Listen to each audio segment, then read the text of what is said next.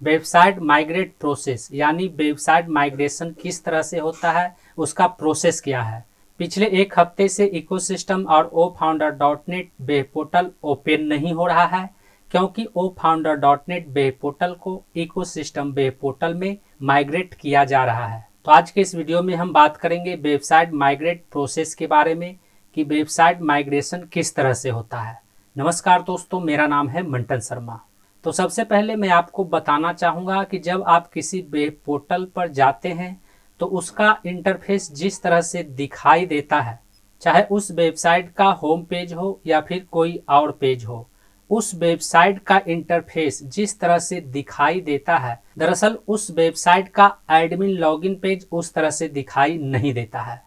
यानी जिस पेज के द्वारा उस वेबसाइट में एडिट किया जाता है, उस वेबसाइट को अपडेट किया जाता है। यदि वेबसाइट वर्डप्रेस में है तो उसका इंटरफेस कुछ इस तरह से दिखाई देता है, और यदि वेबसाइट ब्लॉगर में है तो उसका इंटरफेस कुछ इस तरह से दिखाई देता है।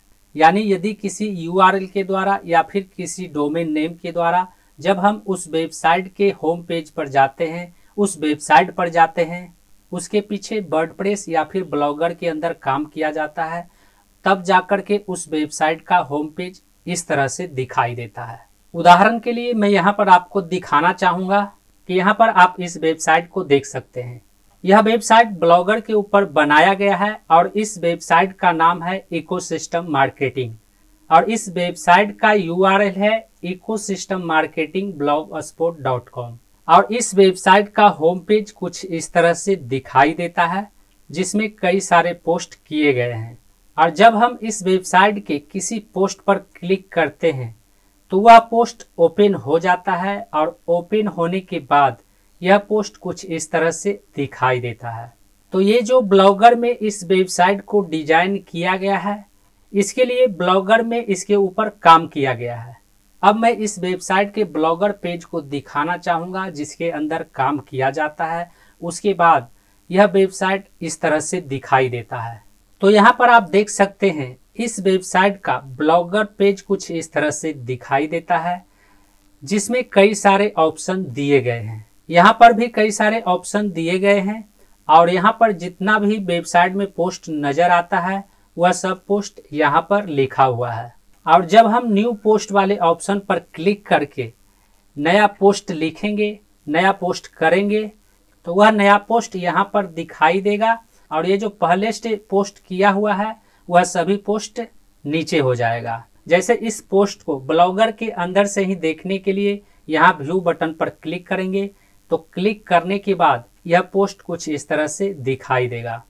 इसे आप समझ सकते हैं कि वेबसाइट का जो इंटरफेस हमें दिखाई देता है उसके पीछे ब्लॉगर या वर्डप्रेस के अंदर काम किया जाता है। तो जब भी किसी वेबसाइट को माइग्रेट करना होता है तो उसके लिए वर्डप्रेस या फिर ब्लॉगर के अंदर काम किया जाता है। तो यहाँ पर ब्लॉगर के अंदर आप देख सकते हैं कई सारे ऑप्शन दिया गया है, जिसमें पेज का ऑप्शन है, लेआउट का ऑप्शन है, थीम का ऑप्शन है। तो इन सभी ऑप्शंस को यूज करके वेबसाइट को माइग्रेट किया जाता है। साथ ही वेबसाइट को माइग्रेट करने के लिए थर्ड पार्टी प्लगइन का यूज किया जाता है। उसके बाद वेबसाइट माइग्रेट होता है, और वेबसाइट को माइग्रेट करने से पहले उसके बैकअप फाइल को डाउनलोड करना होता है, क्योंकि माइग्रेट करते समय यदि कोई टेक्निकल इशू आ जाता है तो बैकअप फाइल के द्वारा जो फाइल डाउनलोड किया गया है उसके द्वारा उस वेबसाइट को रीस्टोर किया जा सके। तो कुछ इस तरह से वेबसाइट माइग्रेशन प्रोसेस किया जाता है। उम्मीद करता हूं इस वीडियो में दी गई जानकारी को आप अच्छी तरह से समझ गए होंगे। इस वीडियो से संबंधित यदि आपके मन में कोई सवाल है तो आप हमें नीचे कमेंट में पूछ सकते हैं।